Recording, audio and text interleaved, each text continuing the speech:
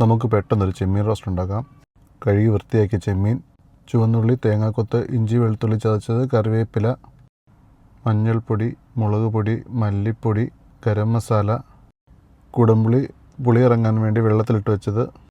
ആദ്യം ചട്ടിയിലേക്ക് ചെമ്മീൻ ഇട്ട് കൊടുക്കാം. അതിലേക്ക് പുളിയും പുളിവെള്ളം ഇട്ട് കൊടുക്കാം. ആവശ്യത്തിനുള്ള ഉപ്പും ഇട്ട് നന്നായി ഇളക്കി യോജിപ്പിച്ചതിന് ശേഷം ഇത് നന്നായി ഒന്ന് വേവിച്ചെടുക്കണം. വേറൊരു പാനിലേക്ക് എണ്ണയൊഴിച്ച് കടുക് പൊട്ടിക്കാം. കടുക് നന്നായി പൊട്ടിയതിന് ശേഷം അതിലേക്ക് തേങ്ങാക്കൊത്തിട്ട് കൊടുക്കാം. തേങ്ങയുടെ കളർ മാറി വരുമ്പോഴേക്കും ഇതിലേക്ക് ഇഞ്ചി വെളുത്തുള്ളി ചതച്ചിട്ട് കൊടുക്കാം. കറിവേപ്പില കൂടി ഇട്ട് നന്നായി വഴന്നു വന്നതിന് ശേഷം ഇതിലേക്ക് ചുവന്നുള്ളി കൂടി ഇട്ട് കൊടുക്കാം. ഈ സമയത്ത് ആവശ്യത്തിനുള്ള ഉപ്പിട്ട് കൊടുക്കണം.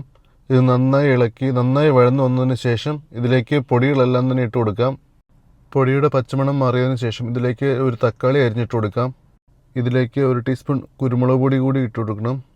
അതിനുശേഷം വേവിച്ച് വെച്ചിരിക്കുന്ന ചെമ്മീൻ കൂടി ഇട്ട് ഒന്ന് ഡ്രൈ ആക്കി എടുക്കാം. വീഡിയോ ഇഷ്ടപ്പെട്ടെങ്കിൽ ലൈക്ക് ചെയ്യാനും സബ്സ്ക്രൈബ് ചെയ്യാനും മറക്കരുത്.